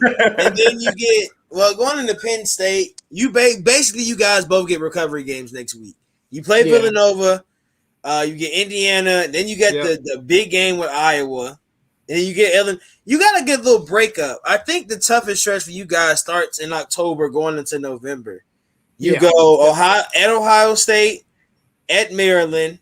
You get Michigan at home for Rutgers, which will probably be like y'all senior day or something like that. Yeah. And then at Michigan State. So yeah. I think Maryland will be ranked at the end of this year. I think Maryland will beat some team, and they'll probably end up being ranked towards the end of this year. They're offensively, they have completely found whatever they were missing, I guess, over the last couple of years. I think Maryland's a lot better than other years in the past. But yeah, Indiana's a revenge game from last year, that 2-point conversion, which I could argue all night that Penix was short, but that's going to be a revenge game, especially if Indiana's down this year. I think Penn State's going to try to hammer them because they were talking a lot after that game. Penix was really talking after that game, so I know a lot of those players are going to remember that and that feeling from last year. So if Penn State beats Auburn, they beat Villanova, I think that they're going to really let Indiana feel it if they can at home. That Iowa game, they've won on the road at Iowa the last couple times, which is really crazy because weird things happen at night at Kinnick. So I think that's probably a potential college game day setting in that week. I don't know who plays October 8th, but I do think that, they're both a top 10, top 5 team. That's going to be a huge game. At Ohio State's a huge one too. But the schedule's tomorrow's going to really show a lot for this team because, Wisconsin obviously is really good. And I think Ball State was, I think they're going to be a really decent team this year. I don't know if Ball State will be ranked, but I do think they're probably going to win the MAC or be close to it. So, but this is the true test. And then think about the momentum for both teams, regardless of next week when Villanova or Georgia State. Auburn wins this game from a momentum standpoint. They're on a win streak. They'll be 4-0 going into Death Valley versus Auburn losing. They have that loss in their mind. They finally, Georgia State's not going to give them a real look at, for LSU. And then you think about them going into the LSU game, that could be Coach O on the hot seat if he loses that, no offense to LSU fans. That could be Coach O on the hot seat, man. If Auburn that could be Coach O's gone. I mean, if Auburn comes to town and wipes the floor. If Auburn loses to you guys tomorrow, and then they're gonna beat them. I mean, Army beat the mess out of Georgia State, so I'm not being surprised if Auburn beats them by like 60. Yeah, and then I don't know, Bo Nix might just have a bad game and throw like 2 picks or something. He's the most inconsistent, and it's so weird because I just read a stat about you guys' quarterback, and it was because I'm watching the game. They were like, well, he started 8-0, and then he went 8-6 over the last couple of games. Like, how do you start 8-0 and then go on 8-6? I was like, how does that? I was like, it's just inconsistencies in both, like you said, in both quarterbacks. It's very inconsistent. I think Maryland has a chance, and I know Maryland has to play Ohio State, Minnesota, Indiana, then they play you guys, and they play Michigan State away. They have one of those teams. They're going to be one of those. Yeah, they have a stretch. They have. I know everybody's gonna say Ohio State is supposed to be the Big Ten favorite every year. They're not my favorite this year for some reason. They just don't feel like that. Oregon loss showed me a lot overall. He still threw for 500 yards, but if you look at it was easy plays. Like certain plays, you were just like, okay, you're starting to see Ryan Day's offense kind of sort of get exposed. And it's like, and it was like, and Oregon didn't even have their number one, defensive player. If Thibodeau played. Thibodeau didn't even play. So he doesn't, he probably doesn't get that many yards passing because he's probably going to be under pressure that whole game. He's under pressure. So, next year, I think this year, I think if Oregon versus Ohio State in the rankings is going to be a fun battle to see who gets that 4th spot. Because especially Oregon's got to run the table to probably make it, because if they drop one of these weeks, they're going to that's going to be brought up more than the Ohio State win. And I just can already hear the national media kind of talking about like, Ohio State, it was early in the year, like they weren't really prepared. It was such a good loss. Like they lost. That's what they're probably going to say. It was a great loss. Oregon, think about them. They lost to, let's just say, Stanford this year. They lost to Stanford. Like, see what happens. Like they can't rebound. Like they weren't really a true win. And Ohio State. It'll be something you can already hear it. But I think, let's be honest. If Oregon runs the table, I think there's going to be 3 teams to run the table this year. It'll be Georgia, it'll be Alabama, and I think Oregon will run the table this year. I would think so. I would think they have to, but the Pac-12 doesn't look that strong. They don't look. I mean, I know. Especially if USC is not great. They do go to UCLA. Yeah. Oh, yeah, UCLA too. They do. Yeah, that's my UCLA. DTR is my favorite quarterback besides JT Daniels. DTR is really good. I think people don't really realize what he did to LSU. He kind of sort of and I think when they saw him play Hawaii, everyone was like, "Oh, well, he can't throw the ball." I remember the commentator was like, "Well, he's not really throwing the ball a lot," and I was just like, "Okay, yeah." How about Charbonnet, the running back from Michigan, the transfer from Michigan is on UCLA now, man. You think about, I know Michigan's got some pretty good running backs right now, but how does Harbaugh let him get away? I mean, he's a really good running back. Same thing that people ask Kirby about certain players, and they're like, "How did you let him get away?" And it's just like you can't stop him. Crazy.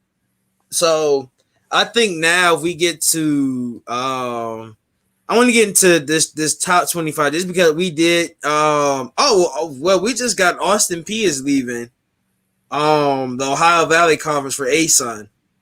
Oh wow. So in July 2022. Yep. Damn. OVC's falling apart. Yo, it's kind of sad from a basketball. I mean, I'm a basketball guy, as you know, Ty, and it's kind of sad to see the OVC just kind of crumbling away, but it's all about football. So it'll be Central Arkansas, Eastern Kentucky, Jacksonville State, Kennesaw State, and Northern Alabama. Which, hey, I mean, that's not even that bad.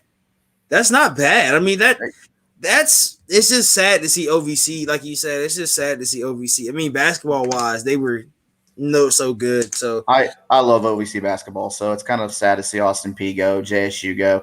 ASUN's going to. Looking to go to 16 teams, and I know you talked about Valdosta State and West Georgia. Those are potential options for the ASUN to move up. So I think Valdosta State and he gets it first before West Georgia. Valdosta State, like I said, if I go, mind you, I don't know if you ever watch Football Town, the documentary, that is Valdosta. That's Valdosta, the city. They're D2. Let me see if I look up. They have 4. They won in 2007, 2012, and 2018. Well, 2004, 2007, 2012, and 2018. So they have 4 national championships. If you think about it, you can go. And everybody, it's about size of schools and stuff. And, that city's not big. If you've ever been to Valdosta, it's not a big city. But you build it up a little bit more, you can make it a D1 school. You give them the funds from sports. If you make Valdosta State football D1, their stadium isn't big a lot and all of that. You give them the time and some more money to build that city up and to make that a D1 city. Valdosta they'll have a say so in it because Valdosta is pretty. I mean, it's the only part of Georgia that has a beach. Like they have selling points.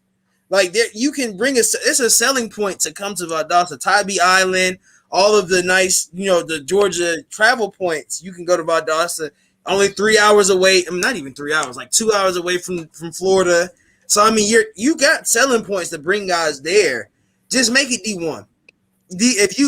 Guys are gonna play D2 football, any of that, but you got to make it. The WAC conference should add more teams to their conference, especially since they have the defending FCS national champion. Yeah. They've got a lot of teams that they've added from the Southland for hoops this year. A lot of Texas schools are joining the WAC, but I think they're trying to bring the football back in the WAC. So, like Stephen F.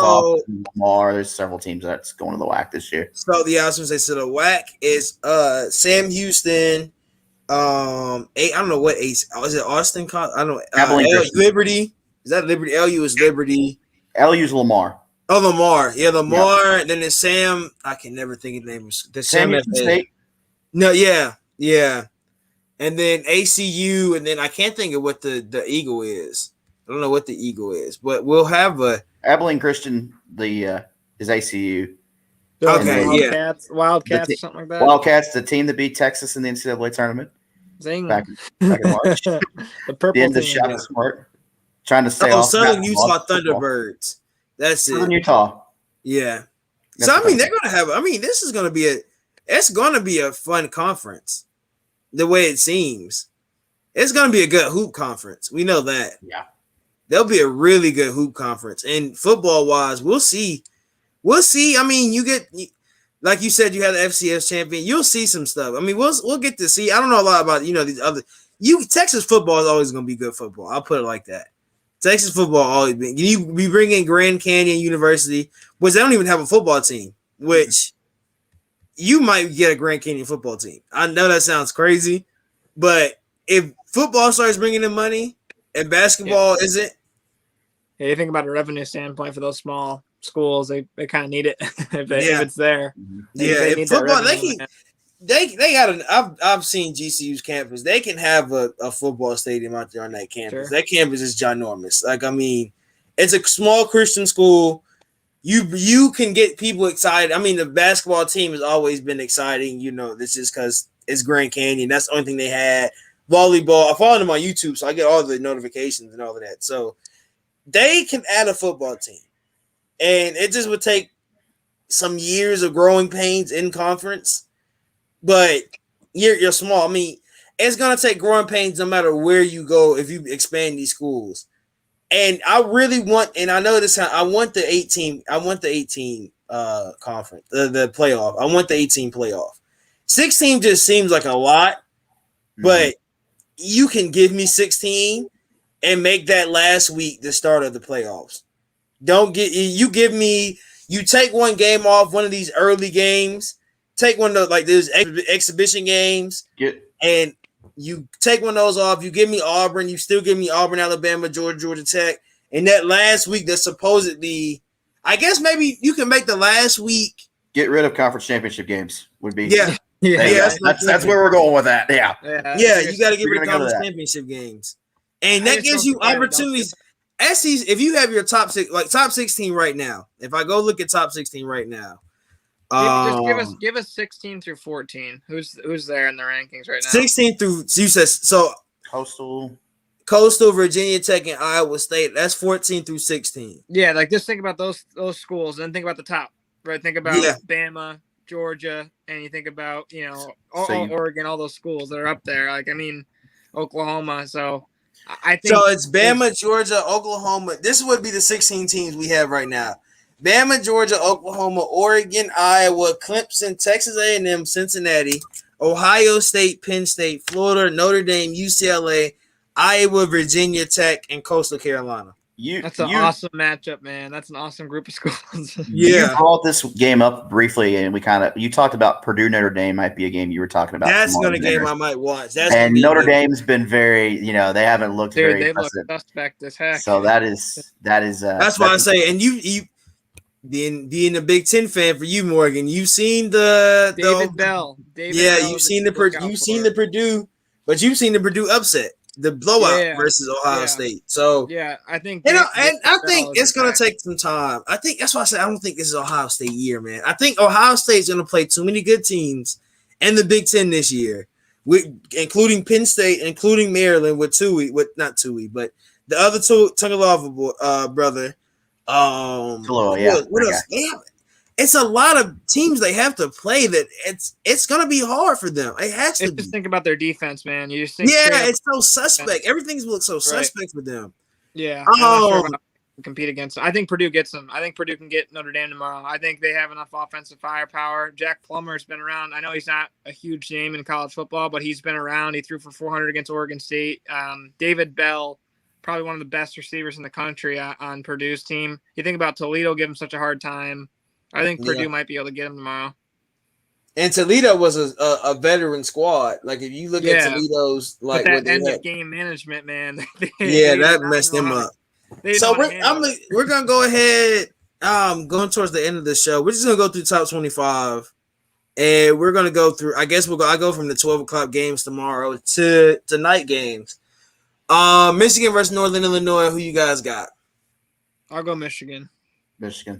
Yeah, I think NIU isn't going to pull another upset like they did with Georgia Tech. I think Georgia Tech is just that bad that they lost to them. NIU got Wyoming, I think, last week, so they're back to earth. Yeah, 50-43 game too. It was a weird score, a high scoring game. I remember. Yeah. Miami plays Michigan State. We talked about that. I think I'm going I'm going Sparty. Michigan I'm State, going. man. I think Yeah. I like their run game. I know like the humidity is definitely going to be a factor. Miami had such a hard time. I know I respect App State a lot, but I think I'm going to go Michigan State over Miami tomorrow. I'll go Miami. I think I'm going. I don't know. This is gonna be because I don't like being wrong. I'm gonna go. I think I go Michigan. I understand the heat and the weather, but that running game is going to wear out Miami, and it might wear out Michigan as well. But that's going to be a game where it's going to be a dogfight. I think you don't get that much heat that you can get. Like you can't. Definitely.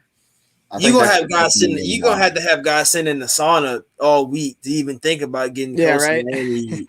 So, you get Coastal versus Buffalo. I think everybody knows. I think we'll all go Coastal. We're all gonna go Coastal versus Buffalo. West Virginia versus Virginia Tech. Ooh. Where's that game? In West Virginia.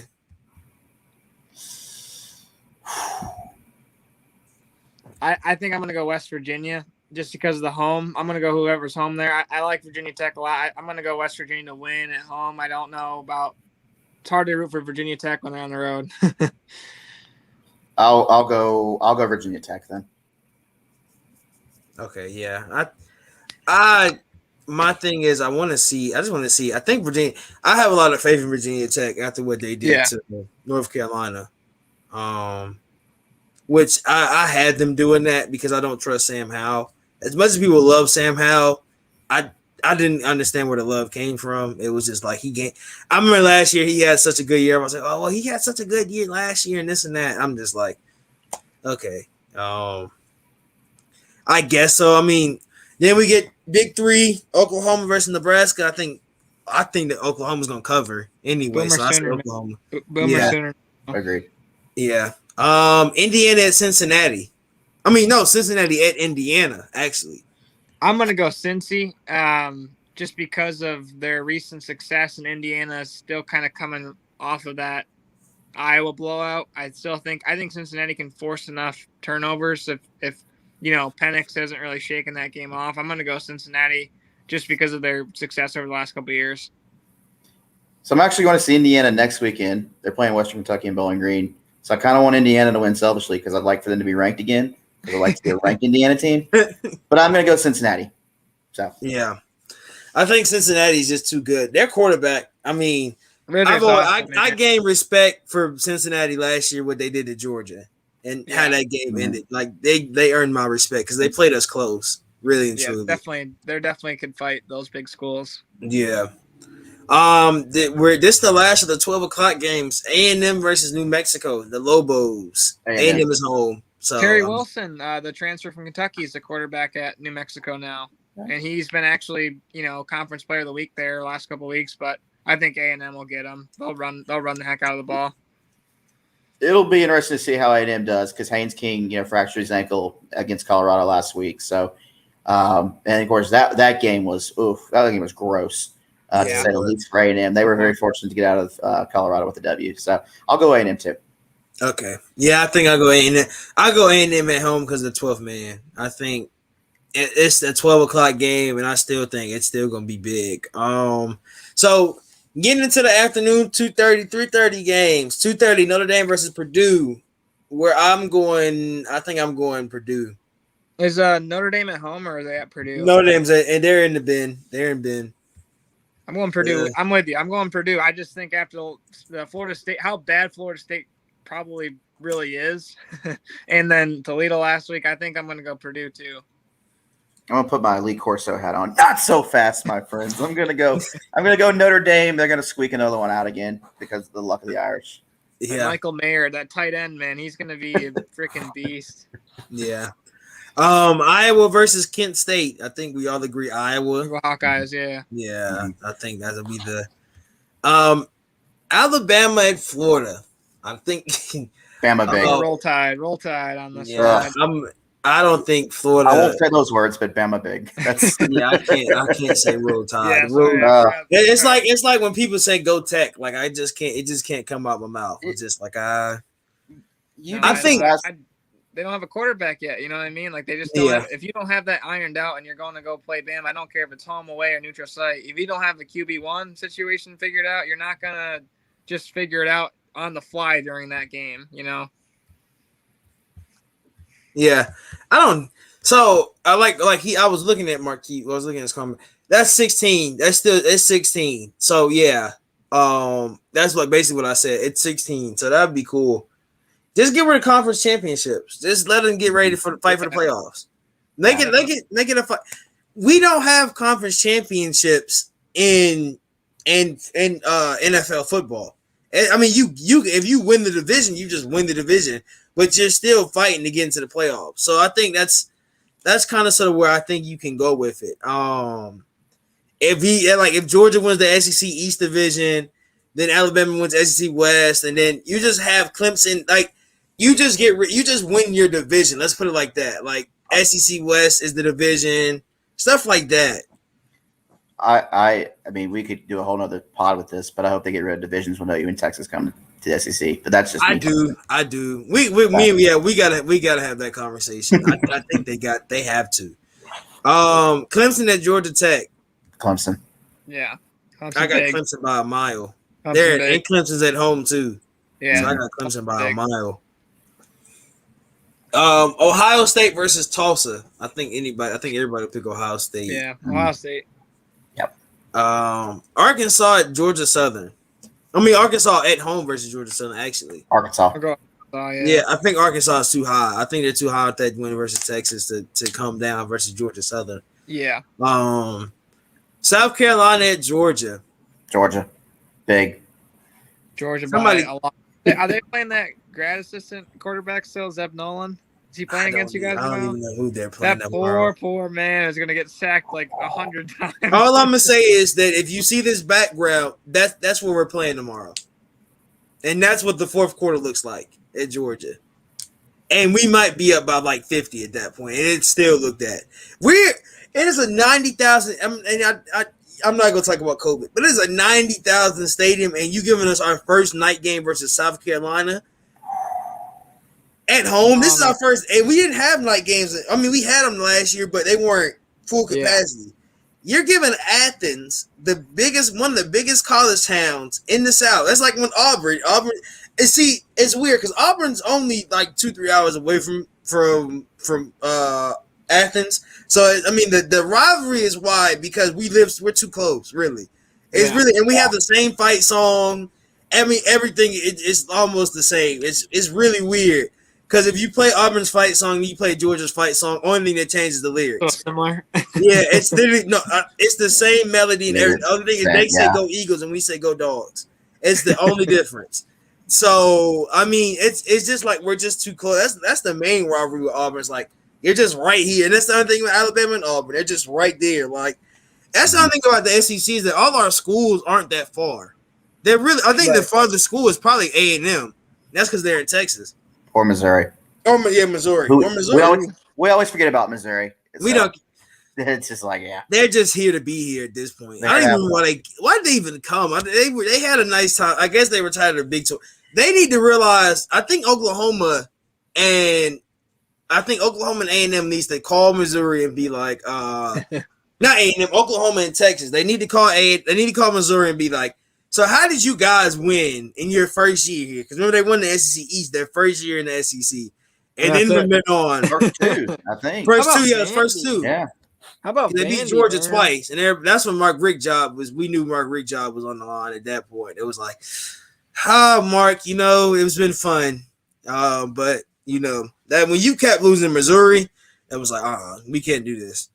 So, you had to realize they came in with a whole different offense, it was just the style was different. And then when they got found out, now they've been through like 3 coaches and they've been through the purgatory of being a new team in the SEC. So we'll see.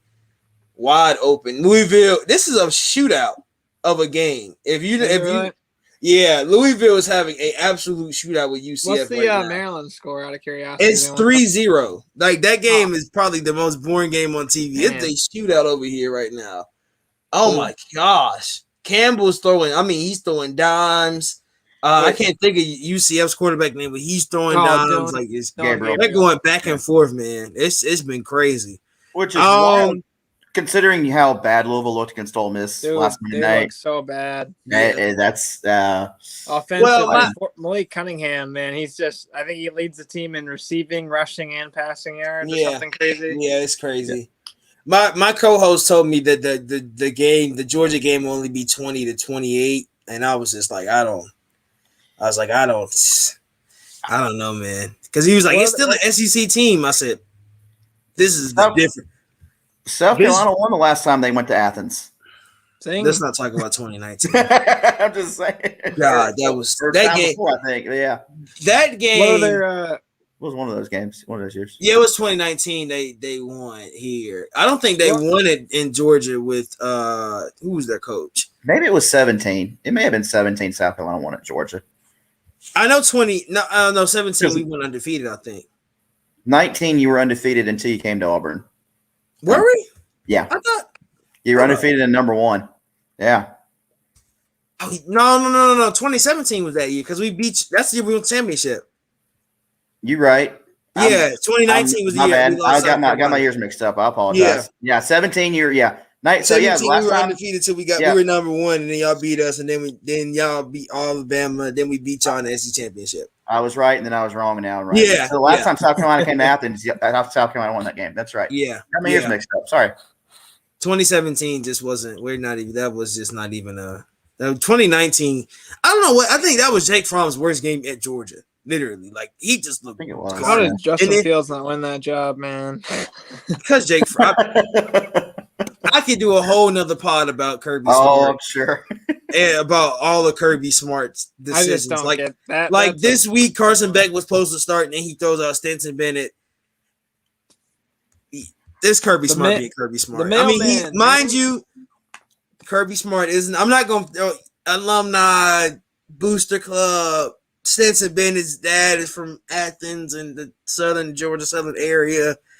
A lot of weird stuff behind the scenes at these schools, man. Yeah, he had his way with he tore up Auburn last year, so I can't say anything about Stetson. The mailman. Yeah. Golly, that was because every Auburn fan's going into that game like, oh, they're starting Stetson Bennett. Who's this guy? They just played Arkansas. They looked bad. We looked horrible versus Arkansas. I was so scared for Auburn. I as a Georgia fan, I was like, we should beat Auburn. I was just like, I don't know with Stetson Bennett. I was just like, please don't let us lose. And the funniest thing happened that game, and I thank God every time I think about it. Smoke got ejected in the first 2 minutes of the game. Huge. Changed the game completely. First drive of the game, Smoke got ejected. And I was like, whew. I breathed. I was like, whew. It was at that moment I knew. It was in that moment I knew it was gonna be a long night. Yeah. Yeah. That's just Yeah, and then we got to Florida, and then he just decided to turn into the worst quarterback in Georgia history, which that was the dumbest game. I don't ever understand. Okay, well, we're at you guys' game. I'll let you guys, if you guys want to do score predictions, you can, but yeah, I know you guys both are going to probably choose you guys at school. Of course. No, actually. What you going with, Will? What you going with? I got Penn State 16-13. That's a close game. And the reason and my reason for that, I know that surprises people probably that I've got Penn State win this game. It's not because of the whiteout. It's not because of Auburn has to win one of these big games on the road before I can pick them to win. That's what it boils down to for me. I like that assessment. So that's pretty much my main reason why I'm going Penn State. Yeah. I mean, I obviously I want to be wrong, but until they can win one of these games on the road, and they haven't been able to do it. I mean, they've been close the last several years, but should be a great atmosphere. Should be a good game. But man, I just can't pick Auburn to win tomorrow night. Right. So you think about Athens being full tomorrow night. I think of State College being full tomorrow night, and not having. They had a home game last week. It was during the day, but having a night game, having this game in State College, I think they'll break the record for attendance, which I got to be a part of in 2019. It's 110,889. I think they'll get to Yeah, that was 111,000. Jesus. That game was crazy. I think they'll get to 111,000 tomorrow night. I really do, and I think Penn State wins. I have it a little bit higher scoring. I had 34-21 earlier this week on my pod. Maybe not that high now that you start thinking about both teams' strengths, but I think Penn State can win. I think they'll cover the spread, and I think that's down to 4.5 now. But yeah, it's hard to root against them at home. It's hard when you're there. I'm excited. We're going to leave probably in like 6 hours. My dad and I are going to start driving down. I'm in New York right now. But excited for the game. I think it's all about Sean Clifford, to be honest with you. I think if Cliff can kind of just find Jahan Dotson and some of these receivers, I think that they'll be okay. And I think I just don't think Bo Nix will be able to, outdo the whiteout environment.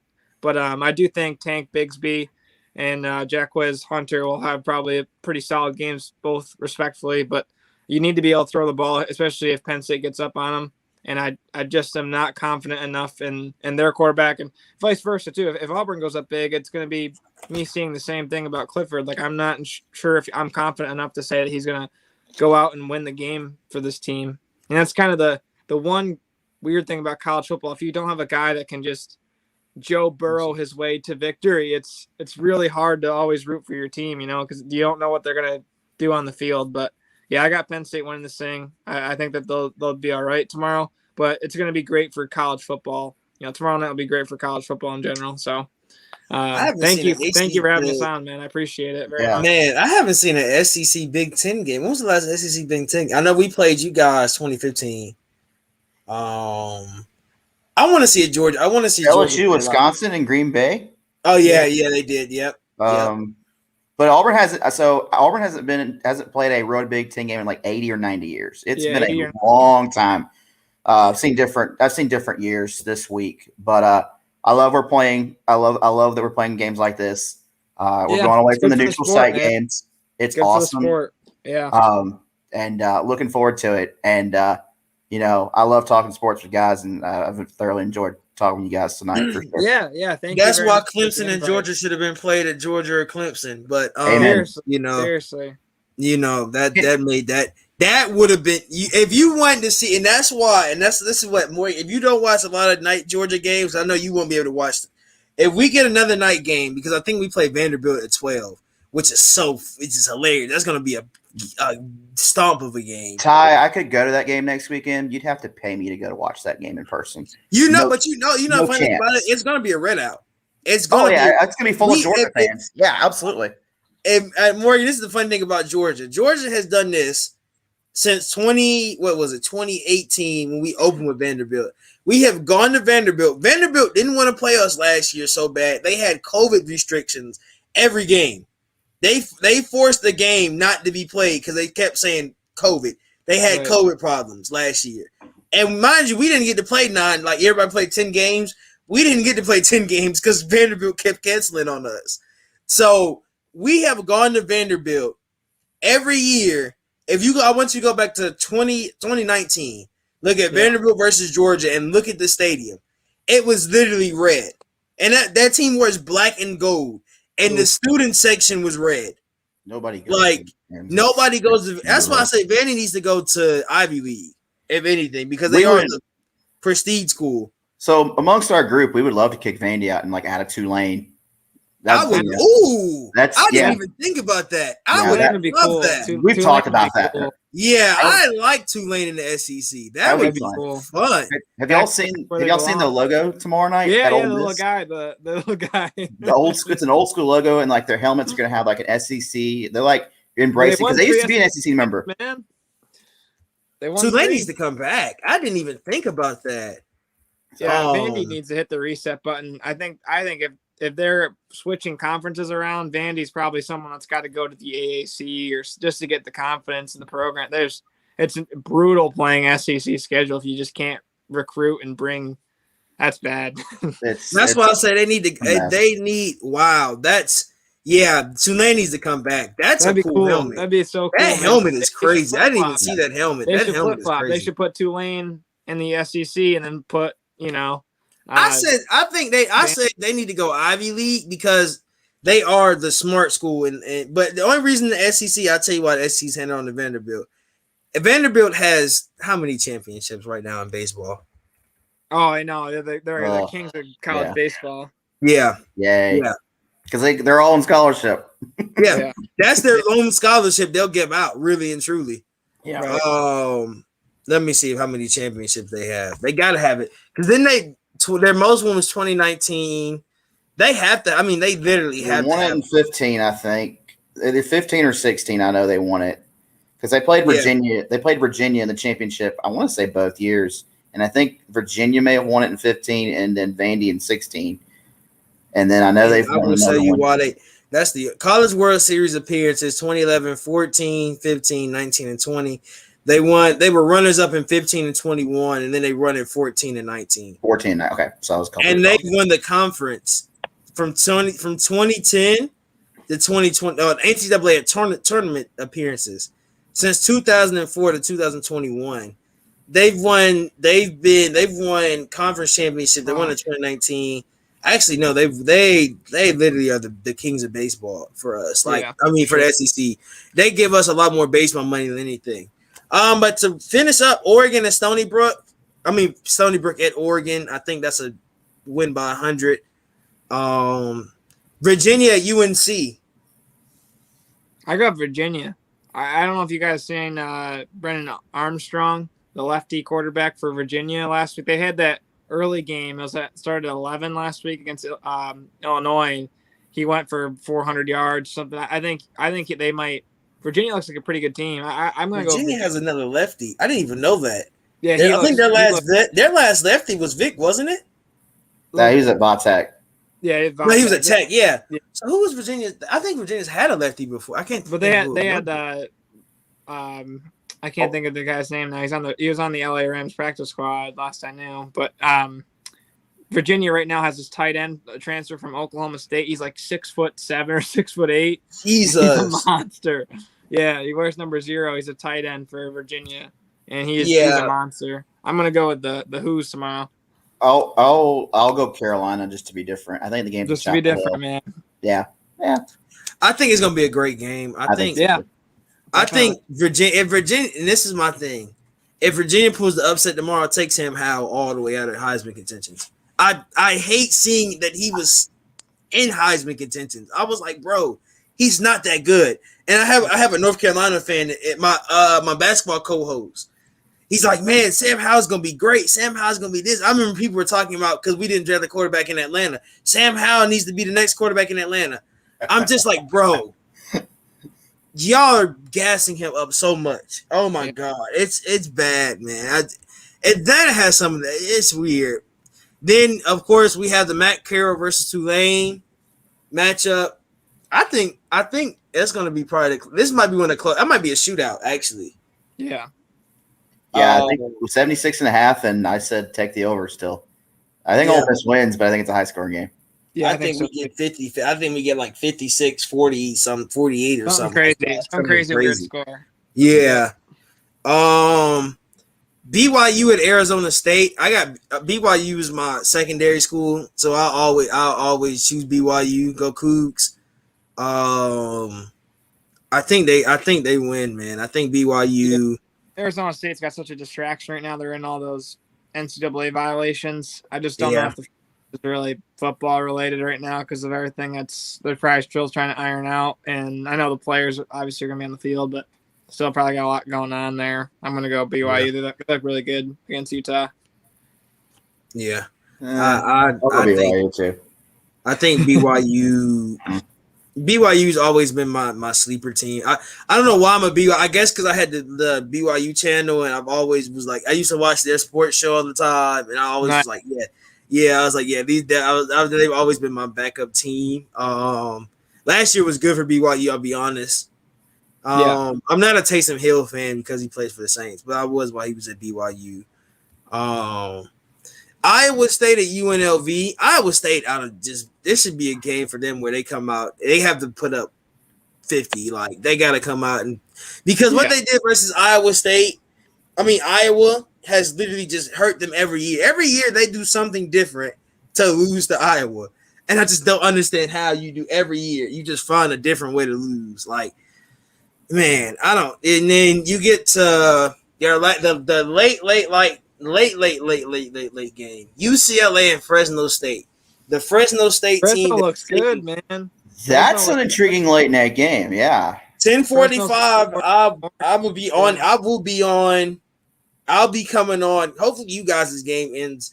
Knowing commercial wise, it'll probably end at like 11:30 ish. So I'll be watching that game after you guys' game. It's gonna be weird for me tomorrow because there's a couple of games I'm gonna have to double watch.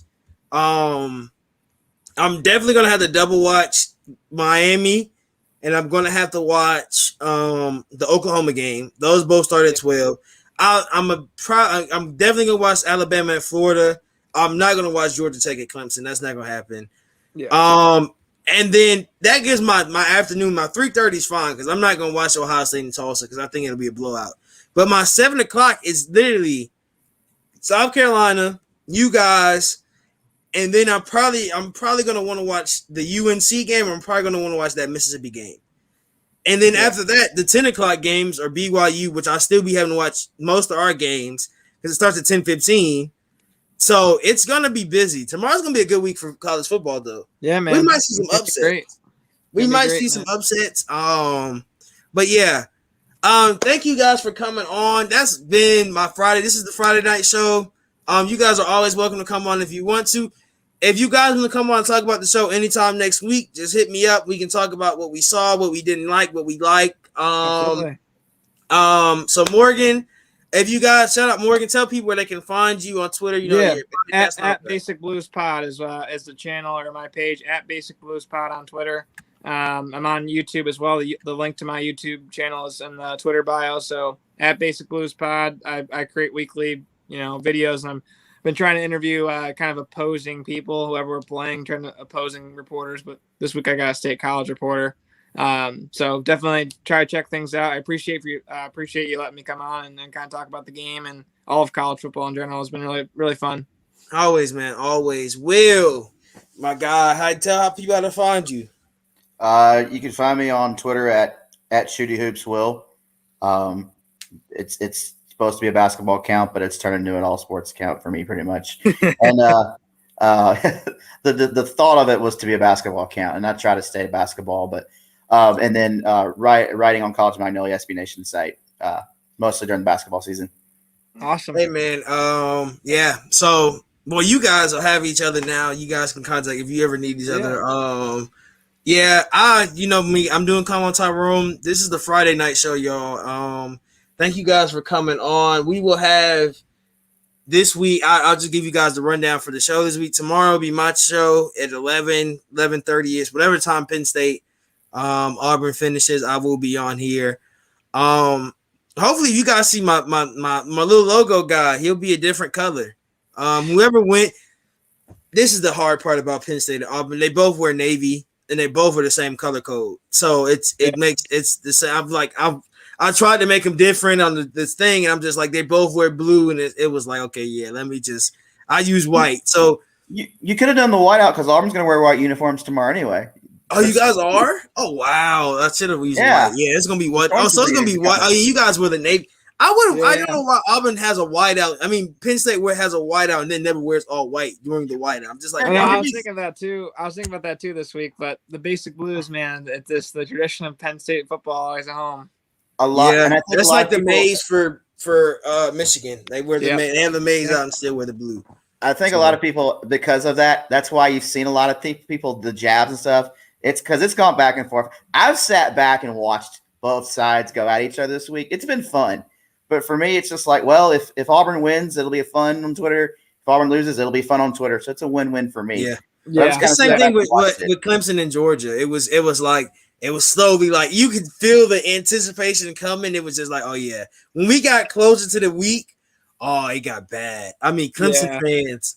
And then there was always all these other fans that it's a lot of SEC fans and other school. Like we had an Ohio State guy talking about, I can't wait for Clemson to beat Georgia. And we're just like, bro, worry about your team. Like it was, I think people just wanted to see Georgia lose because they don't like how we always claim we're the best team in college football. Yeah. And this year it looks between Alabama and Georgia, this year's It'll be I fun. think this might be another 2017 year where we get both teams in the college football playoffs. I think they'll get 2 SECs unless something crazy happens. I think they'll get 2 SECs. Unless Georgia just goes on a streak and we just lose like 2-3 games, I think we get 2 SECs. Yeah, I wonder if the Big out this year too. That's the other thought of it is like I wonder if the Big 12. I think Big Ten's out. I said this last week. I said when they lost to Oregon, I think Big Ten's out. Unless like Penn State runs the table, Iowa runs the table. Yeah. I think they have to pretty much win every single game, and then maybe they could make it if they make a conference championship win. But I think this could be the year the Big Ten's left out of the college football playoff if Ohio State's down. Yeah. Ohio State isn't the same team they are. This might be a year where this game is exciting. I'm sorry, I'm watching this. This game is actually really good. I gotta go watch some CFB. Yeah, man. It's the last 2 minutes, so I'm trying to get over with. So this week, tomorrow, Sunday, I might do a pregame show. I might not. If you expect it. I don't know yet. Falcons stuff all Sunday. Falcons post game, pregame, halftime report, all of that stuff. We'll be doing that. But yeah. Get ready for it. Basically, let's just get ready for football this whole weekend. Second weekend with all football, man. So we get to see. We'll be having fun. Perfect, man. Thank you so much for your time tonight. I appreciate it. Thank you, man. Thank you guys for coming on. Anybody that's watching, subscribe, like the video, share this out with all your other college football fanatics. And yeah, that's it. We're gonna get out of here. Peace.